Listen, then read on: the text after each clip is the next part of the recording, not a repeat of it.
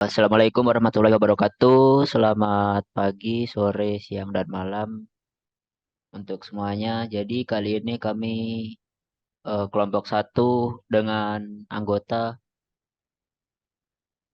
bisa nah, dengan anggota Rahma Malia dengan NIM 042, lalu saya sendiri Aji Ngawifuddin dengan NIM 054, ada Juan Angela Alma dengan NIM 058, dan Ricardo Sinulinga dengan NIM 078, dan terakhir ada Mbak Sari Amalia Nur Wahyuningsi dengan NIM 086 akan membahas mengenai bisa di ya, analisis sistem informasi persediaan untuk CV maju sejahtera dengan metodologi MRP. Jadi pada pertama-tama kami akan membahas mengenai bab satu, yaitu latar belakang. Latar belakang akan disampaikan oleh Mbak Sari Amalia. Terima kasih Mas Aji, saya akan mengambil alih presentasi. Bab 1, pendahuluan. A. Latar belakang. Penggunaan teknologi informasi dalam menunjang sistem informasi membawa pengaruh terhadap hampir semua aspek dalam pengelolaan bisnis. Teknologi informasi adalah faktor yang sangat mendukung dalam penerapan sistem informasi dan merupakan suatu solusi organisasi dan manajemen untuk memecahkan permasalahan manajemen yang timbul dalam praktiknya. Seperti halnya dalam sebuah persediaan barang grosir sembako dalam suatu CV, Material Requirement Planning atau MRP merupakan suatu metode yang dapat digunakan untuk memudahkan kegiatan yang dilakukan secara online. Penerapan menggunakan metode ini dirasa mumpuni atas beberapa alasan, seperti faktor kebutuhan hingga konklusi atas problem yang telah terjadi. Pencatatan yang masih dilakukan secara manual tentu membutuhkan waktu yang lebih banyak.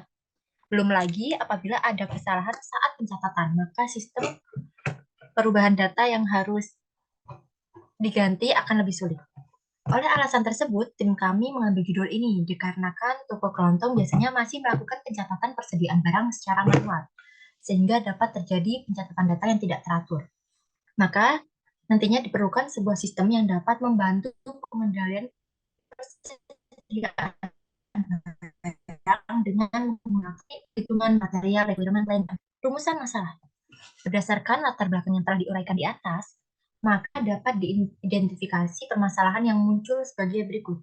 Yang pertama, pendataan barang pada toko masih dilakukan secara manual, sehingga rentan akan kesalahan pada proses perhitungan barang dan juga membutuhkan waktu yang cukup lama. Dua, perhitungan pada penjualan dan pembelian pada toko hanya menggunakan kalkulator yang didasarkan pada kertas nota yang didapat dari supplier maupun nota yang penjual tulis untuk konsumen. Berdasarkan latar belakang dan identifikasi masalah yang telah diuraikan di atas, maka permasalahan yang muncul dalam penelitian ini dapat dirumuskan sebagai berikut. Satu, bagaimana perancangan sistem informasi penjualan, pembelian, persediaan barang pada CV. C, yang pertama adalah untuk mengetahui sistem penjualan, pembelian, dan persediaan barang pada CV. Yang kedua, untuk membuat perancangan sistem informasi penjualan, pembelian, dan persediaan barang pada CV. D. Batasan masalah. Sistem informasi ini dibuat berkisar pada data barang yang masuk, data barang yang keluar, dan persediaan barang. Selanjutnya, saya serahkan kepada rekan saya. Selanjutnya pada bab 2 saya akan menjelaskan mengenai analisis perancangan sistem, lebih tepatnya pada diagram use case system. Jadi pada diagram use case system bisa di scroll mas sedikit.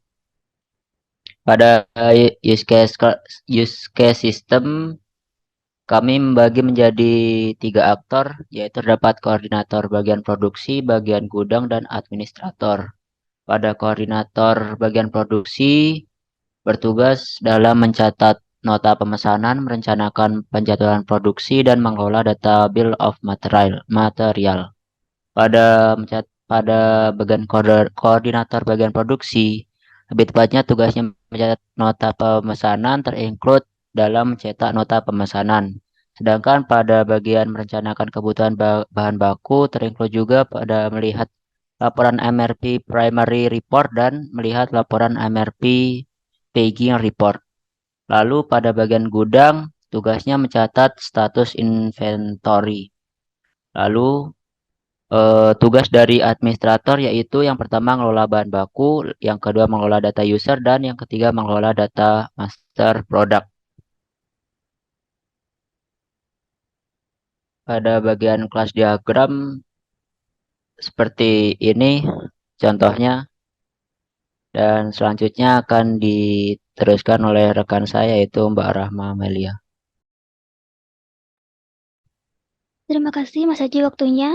Baik, di sini saya akan melanjutkan presentasi dari kelompok 1.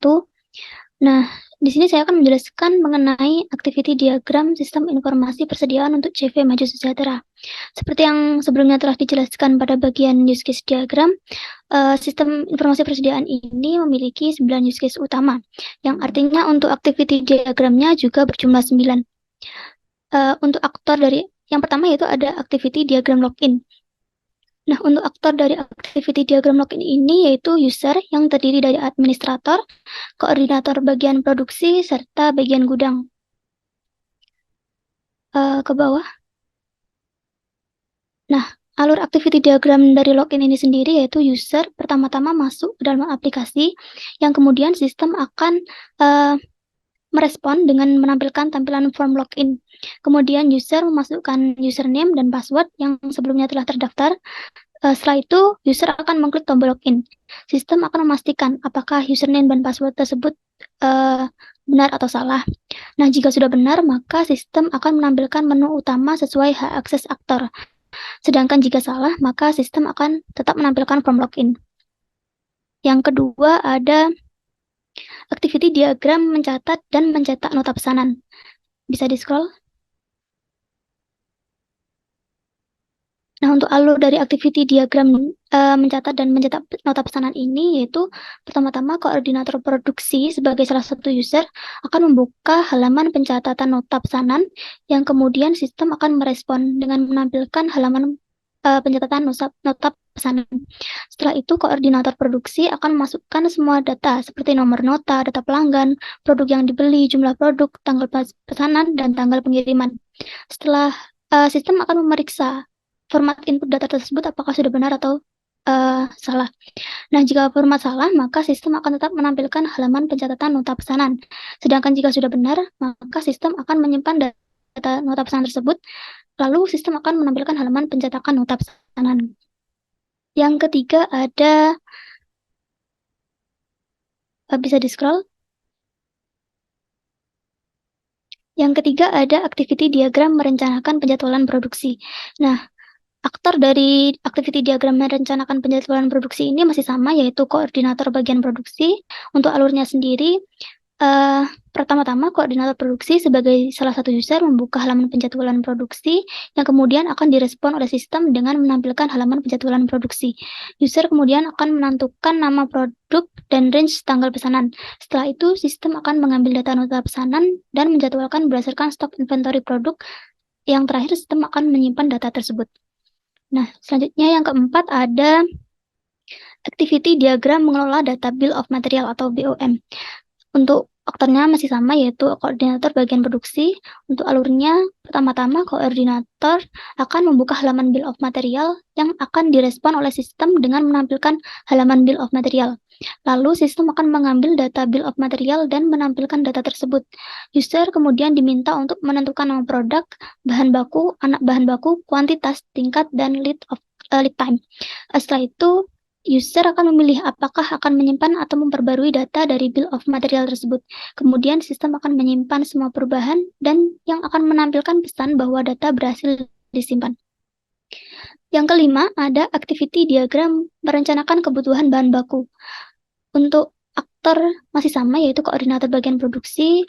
Alurnya pertama-tama koordinator sebagai salah satu user akan membuka halaman material requirement planning yang akan direspon oleh sistem dengan menampilkan halaman material requirement planning.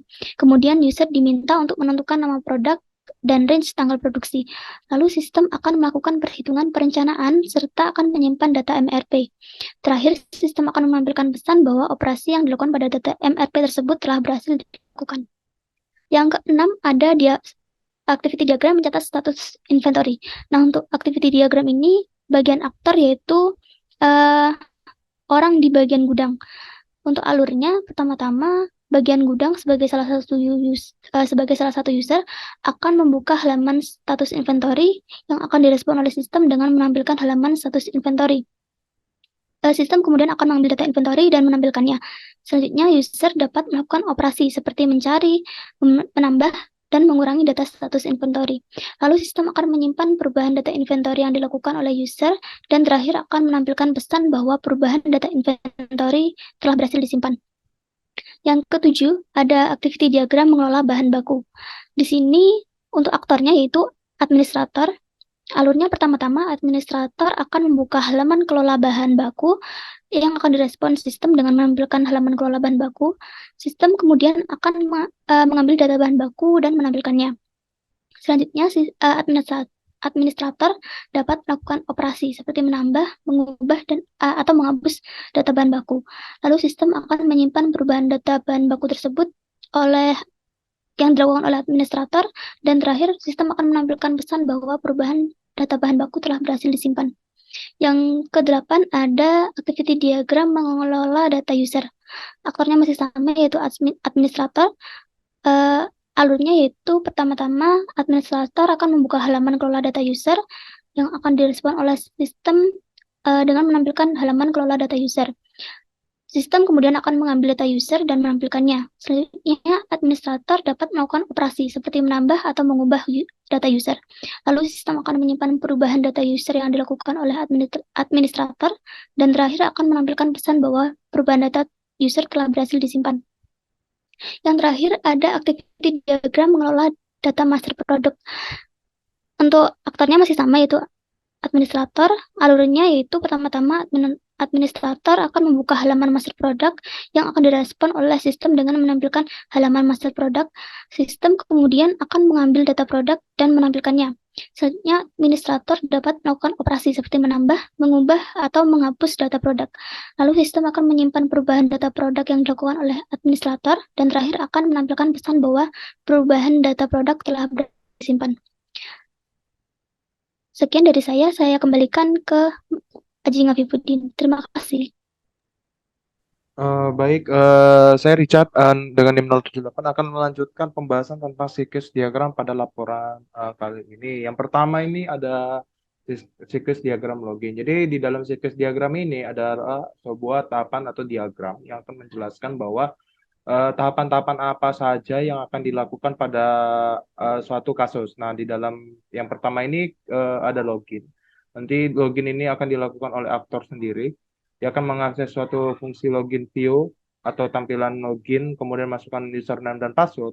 Kemudian boundaries login view itu akan meminta kontrol login dari sistem apakah username dan password yang diberikan itu sesuai dengan entity user yang ada. Kemudian dicek apakah role dari user tersebut. Kemudian selanjutnya ada siklus diagram. Scroll bawah. Kemudian ada pencatatan nota pesanan. Di sini tuh adalah tahapan atau gambaran dari suatu user atau aktor yang akan menjelaskan bagaimana catatan nota pesanan itu akan dibuat.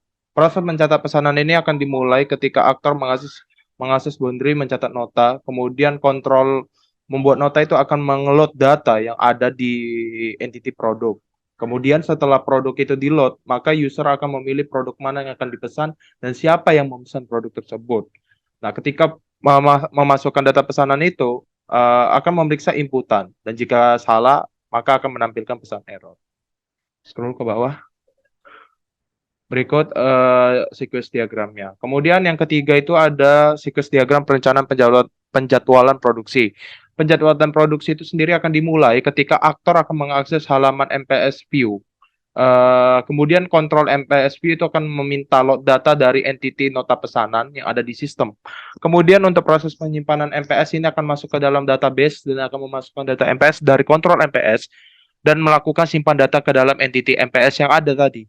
Dan akan mengirimkan pesan bahwa ketika data itu telah berhasil disimpan.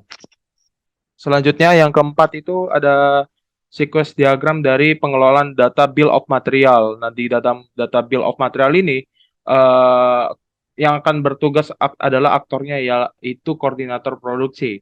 Nah, ketika koordinator produksi ini membuka MPS View dan kontrol BOM itu akan di-load data dari entitas BOM dan menampilkan dan meload data bahan baku yang ada di entitas bahan baku itu sendiri.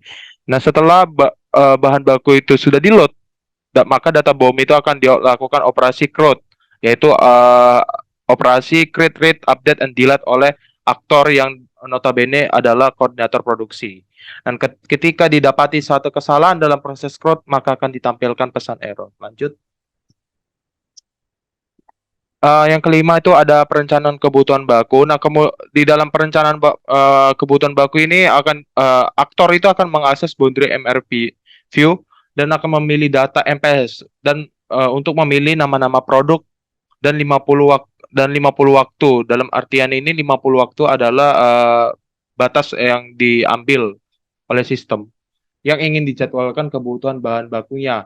Kemudian nanti boundary MRP view atau tampilan MRP view ini di dalam suatu tampilan itu adalah fungsi meminta kontrol dari MRP agar mengambil data MPS dari entitas MPS untuk ditampilkan. Scroll ke bawah. Nah, aktor yang bergerak pada kali ini adalah pada siklus diagram kali ini adalah koordinator di bidang produksi.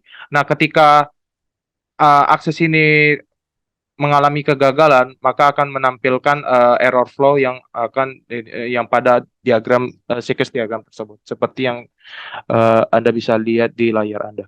Kemudian yang selanjutnya ada pembahasan siklus diagram pencatatan inventory. Nah, di sini itu akan dijelaskan diagram sequence bagaimana proses pencatatan inventory itu dapat dilakukan. Nah, proses pencatatan itu sendiri dimulai ketika aktor itu atau suatu aktor pada diagram ini mengakses boundary inventory view, tampilan inventory. Kemudian boundary inventory view ini atau fungsi ini meminta kontrol dari si inventory mengambil data bahan baku dari entitas bahan baku untuk ditampilkan.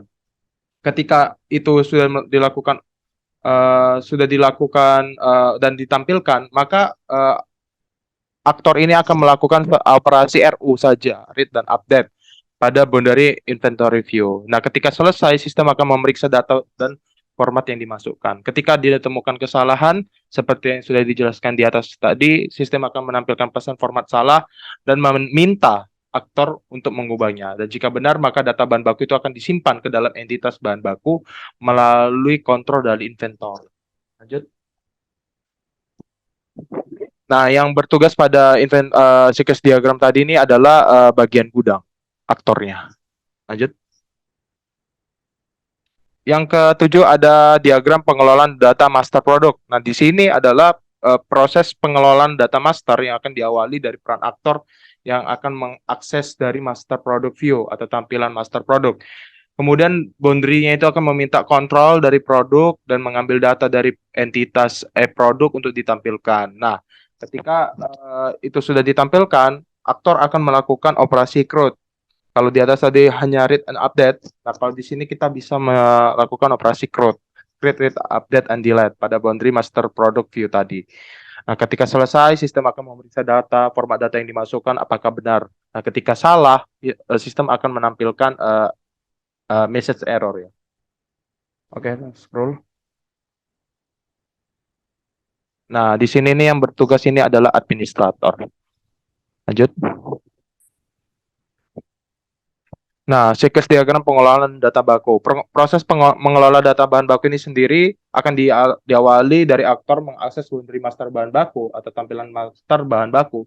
Nah, kemudian nanti boundary master bahan baku ini meminta kontrol dari bahan baku sendiri dan mengambil data bahan baku itu dari entitas bahan baku untuk ditampilkan pada database. Kemudian aktor akan melakukan operasi CRUD seperti yang di atas tadi, hanya saja di sini ini adalah master dari bahan baku sendiri. Nah, mungkin di sini saya akan penekanannya di sini. Coba scroll di ini. Di siklus diagramnya. Nah, jadi mungkin bagaimana tahapan siklus diagram itu? Jadi ini saya ambil satu contoh saja. Jadi administrator itu akan membuka tampilan data tampilan master bahan baku. Nah, di sini ada entitas tampilan master bahan baku berbentuk kotak ini. Nah, kemudian dia akan mengelot, arah panahnya akan ke kanan, kemudian kita akan menselect data bahan baku pada entitas dari bahan baku dan bahan baku. Nah, kemudian kita akan return balik, kemudian akan menampilkan menampilkan data bahan baku ketika kita ingin menginginkan tampilan data bahan baku. Namun, ketika kita ingin proses CRUD, kita bisa melalui CRUD data bahan baku, kemudian kita masuk ke dalam tampilan tadi entitas tampilan bahan baku, kemudian masuk ke dalam proses apa namanya tadi MRP ya tadi ya. C bahan baku, kemudian akan diperiksa format data bahan bakunya apakah benar. Nah, ketika format salah akan ditemui alternate flow. Nah, ketika uh, kita sudah benar dalam menginput dari data bahan baku, dia akan masuk ke dalam query CRUD ini, akan tampil antrian-antrian yang ketika kita ubah, kemudian dia akan diproses oleh database dan akan menampilkan sukses data bahan baku. Dan kembali ke tampilan entitas tampilan data bahan baku tadi. Nah, ketika didapati sistem query CRUD ini ada error koneksi database, dia akan muncul error. Seperti itu tahapan dari sequence diagram tersebut. Sekian, terima kasih dari saya. Selanjutnya terakhir akan dijelaskan oleh Mas Juan untuk pembahasan desain graphical user interface. Oke, terima kasih waktunya Mas Richard. Jadi saya akan menjelaskan terkait bab 3 yaitu desain graphical user interface. Jadi yang pertama itu ada desain login, jadi seperti ini. Jadi user itu diharuskan untuk menginput username dan password. Jadi diklik nantinya sistem akan ngecek apakah dia seorang administrator, bagian produksi, atau user yang lain. Terus kemudian dia dialihkan ke halaman dashboard sesuai dengan role mereka. Kemudian untuk desain dashboard, ini desain dashboard administratif seperti ini. Nanti ada menu dashboard, master, produk, dan bahan baku. Kemudian untuk dashboard yang lain ini ada dashboard penjualan. Jadi role koordinator penjualan itu dashboardnya kayak gini. Jadi ada menu dashboard, BOM produk, BOM bahan baku, MPS, MPR, MRP, dan mencatat nota pesanan. Kemudian untuk dashboard yang ketiga ini ada dashboard produksi.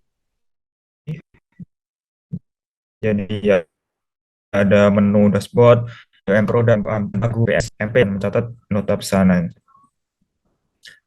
Kemudian yang selanjutnya ada dashboard bagian gudang. Jadi seperti ini, agak beda. Jadi menunya ada dashboard, status inventory produk, dan status inventory bahan baku. Untuk dashboard yang halaman pertamanya kayak gini ya. Jadi ya ada list nama bahan produk dan jumlah unitnya. Dan nama bahan baku serta satuan dan jumlahnya. Kemudian ada desain master produk.